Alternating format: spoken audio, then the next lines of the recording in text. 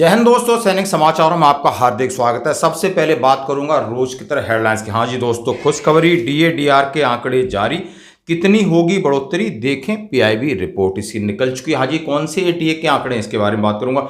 OROP 3 एक कदम आगे दो कदम पीछे, फौज के अंदर बनियागिरी पड़ी भारी। यानी ओआरओपी 1 तीनों कदम आगे, ओआरओपी 2 तीनों कदम पीछे और ओआरओपी 3 एक कदम आगे दो कदम पीछे। लिख रहे हैं कर्नल साहब, क्या विश्लेषण है इसके बारे में बात करूं। और 2 आतंकियों को घुसते ही निपटाया, सेना को बड़ी कामयाबी। और भारत और अमेरिका का इतिहास में पहली बार फील्ड फायरिंग रेंज महाजन के अंदर युद्ध अभ्यास संयुक्त, देखेंगे उसकी तस्वीरें, उसकी हुई है शुरुआत। और बढ़ते हैं खबरों की तरफ। हाँ जी दोस्तों, जैसा सबसे पहले हमने आपके लिए कहा था, 1 जुलाई 2024 से प्रभावी डीए 50% से 53% हो गया है। ये एआईसीपीएन के आंकड़े जो जनवरी, फरवरी, मार्च, अप्रैल, मई और जून 6 महीने के आंकड़ों को मिलाकर के 53% आपका डीए निर्धारित हुआ है, उसकी घोषणा बाकी है।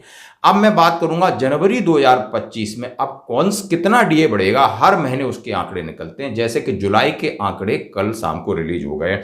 औद्योगिक श्रमिकों का उपभोक्ता मूल्यांक सूचकांक, इसको तो all India consumer price index बोलते हैं। श्रम अभी है पोस्टेड ऑन 9 सितंबर 2024 6:05 शाम को पीआईबी दिल्ली की रिपोर्ट।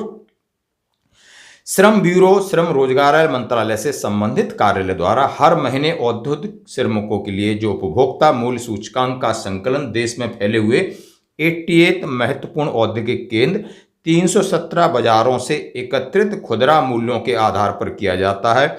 जुलाई 2024 के लिए सूचकांक इस प्रेस विज्ञप्ति के माध्यम से जारी किया जा रहा है। जुलाई 2024 का अखिल भारत उपभोक्ता मूल्य सूचकांक 1.3 अंक बढ़ा है और 142.7 हो गया है। अंकों के स्तर पर संकलित हुआ है। जैसे कि इसका जुलाई 2024 के लिए मुद्रास्फीति 2023 के 7.54% की तुलना में 2.15% रही। जून 2024 में मुद्रास्फीति 5.57% की तुलना में 3.67 रही। अब इन्होंने क्या क्या चीज़ों का सर्वे होता है, खाद्य पदार्थ, पान सुपारी, कपड़े, जूते, आवास, ईंधन, प्रकाश, विविधि। यानी पिछले महीने 141.4 था और इस महीने 142.7, यानी आप समझ सकते हो 1.3 अंक की बढ़ोतरी हुई है। हम ये माने कि डीए कितने परसेंट हो जाता है, तो जुलाई में 53 से 54% आपका डीए निर्धारित हो गया है। यानी अब आप 54 के हकदार हैं जुलाई में। और अभी अगस्त, सितंबर, अक्टूबर, नवंबर और दिसंबर 6 महीने के आंकड़े का जो मीन निकालेंगे वो निर्धारित करेगा कि जनवरी 2025 में आप केंद्रीय कर्मचारी और पेंशनर्स 1 करोड़ लोगों को कितना इफेक्टिव है। जैसा कि अभी 53% की घोषणा लगभग सितंबर इस महीने के मिड में या अंत तक होगी और इस महीने में पूरी उम्मीद है दशहरा से पहले घोषणा और इस पेमेंट और पेंशन के साथ इसका 3 महीने के एक भुगतान होगा। तो दोस्तों, डीए के आंकड़े हर महीने निकलते हैं और ये जुलाई के 30 तारीख को निकलने थे, डिले हुए हैं। ये कल इसका प्रकाशन हुआ है, पीआईबी रिपोर्ट सामने दे रही है। दोस्तों, अब बात करता हूं ओआरओपी 3 एक कदम आगे दो कदम पीछे। ये कल की न्यूज है। लेफ्टिनेंट कर्नल हैं सेवानिवृत्त जो सैनिक मामलों की ऊपर टिप्पणी करते हैं, उन्होंने इसके ऊपर लिखा है कि सेना के अंदर बनियागिरी भारी पड़ती जा रही है। मतलब सोल्जर टी है या सोल्जरों का जो काम है उसका आकलन पैसे के हिसाब से किया जा रहा है। लगातार उसकी डिसेबिलिटी पेंशन पर रोक। कोई ये नहीं समझ रहा है कि सैनिकों का बलिदान और त्याग कितना होता है, उनकी नौकरी की गंभीरता को कोई नहीं समझ रहा है। और इसी पर कटाक्ष किया कि जो ओआरओपी 3 है ये कुछ अलग है। जैसे ओआरओपी 1 में 3 कदम आगे, क्योंकि बहुत दिनों से लंबित मामला था और उसमें प्रीमेचर सबको मिला 1 जुलाई 2014 से, और उसमें सबको फायदा हुआ। और रिसेंटली आपको 7th पे सीपीसी मिला। तो सरकार पहली यानी बीजेपी 1 यानी मोदी जी 1 के अंदर अच्छी सी बढ़ोतरी हुई। और रक्षा मंत्री मोहन परकर जी थे, दोनों हाथों से जो भी थी विसंगतियों के लिए उन्होंने कहा है कि अब जो भी चीजें आप पहले ले लो उसके बाद चलता रहेगा। फिर ओआरओपी 2 सरकार बीजेपी 2 यानी दूसरे कार्यकाल में आपको 2019 वाला कब मिलता है जाकर के 2022 में, और उसमें हम तीनों कदम पीछे चले गए। तो हमें बहुत घोर निराशा हुई थी, जिसकी वजह से हमें जंतर मंतर और अन्य जगह पर एजिटेशन करना पड़ा। कई प्रकार के हमने ज्ञापन दिए, सरकार ने कोई सुनवाई नहीं की। लेकिन अब माननीय सुप्रीम कोर्ट के आदेश के अनुसार 1 जुलाई 2024 वाली आपकी वन रैंक वन पेंशन 4 सितंबर को उन्होंने डाली। तो इसमें बोल रहे हैं कि OROP 2 तीनों कदम पीछे थी और इसमें एक कदम आगे और 2 कदम पीछे। ये क्यों बोल रहे हैं और बनियागिरी क्यों बोल रहे हैं, इनका आर्टिकल क्या कह रहा है, इसके बारे में बात करते हैं।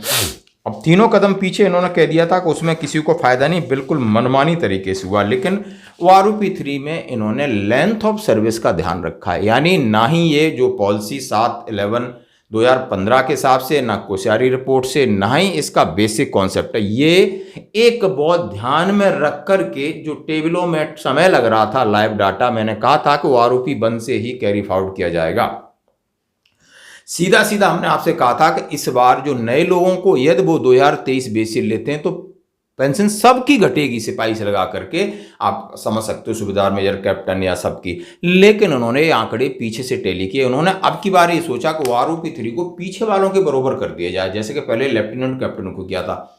अब वो पूरा आगे पीछे रीसफलिंग कर रहे हैं, बाकी कोई इसका बेस नहीं है। जैसा कि उन्होंने कहा कि कह रहे हैं कि हाल ही में जारी किए गए OROP 3 तालिकाओं को मिश्रित प्रतिक्रियाएं मिली हैं, जो एक महत्वपूर्ण है लेकिन विवादास्पद विकास का प्रतीक है। एक और यह उपलब्धि है कि 33 वर्षों से अधिक सेवा करने वाले कर्नल और लगभग लेफ्टिनेंट जनरल के बराबर पेंशन प्राप्त कर रहे हैं। लेफ्टिनेंट कर्नल उन्होंने की बात की, जिससे कर्नल लेफ्टिनेंट जनरल के बीच पेंशन का अंतर कम हो गया है।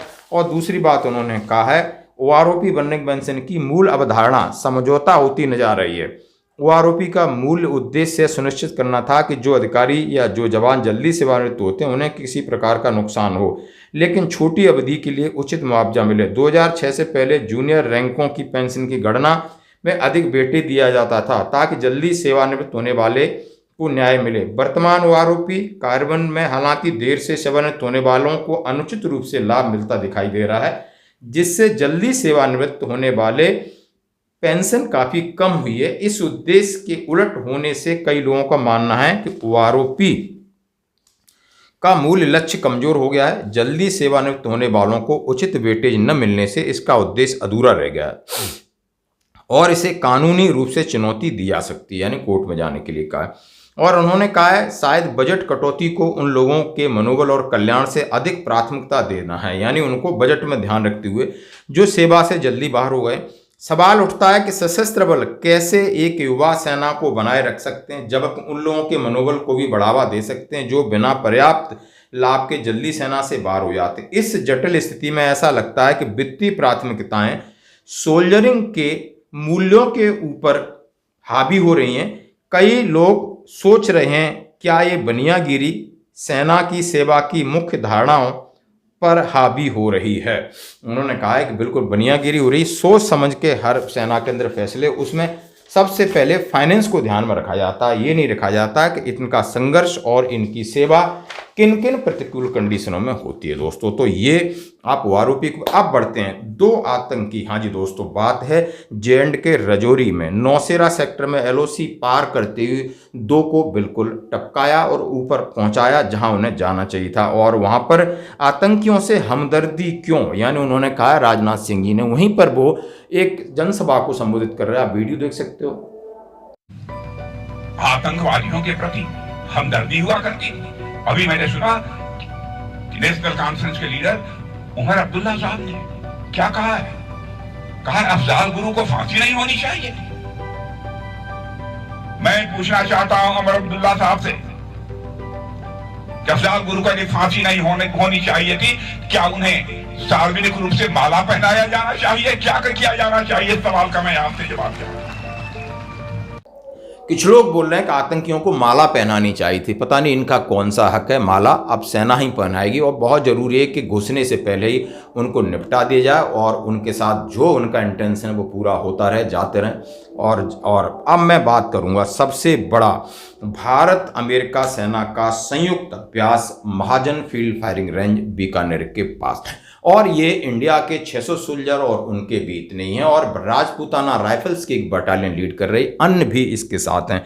यानी जैसा आप समझ सकते हो 22 और ये 22 सितंबर तक चलेगा। कल इसका कल इनॉग्रेशन हुआ 10:30 बजे, आप देख सकते हो। और वहाँ के पीआरओ कर्नल अमिताभ शर्मा ने कहा, यह संस्करण सैन्य शक्ति उपकरणों के साथ अभ्यास करना, जटिलताओं जो भी बाधा और जटिलता आती हैं तो दोनों सेनाएं कैसे दूर कर सकती हैं। संयुक्त अभ्यास का मतलब है कि देश के अंदर भी ऐसी परिस्थिति हो या हमें दोनों ने साथ युद्ध लड़ना हो तो हमारे परस्पर हमारी जो ग्राउंड टैक्टिक्स, ग्राउंड इक्विपमेंट पर हम कैसे सफल एक प्रयोग कर सकें ताकि बीच में लड़ाई के समय पर कोई बाधा ना आए। आप इसकी वीडियो देख सकते हैं। दोस्तों आज की खबरों में इतना ही, बने रहिए हमारे साथ। धन्यवाद।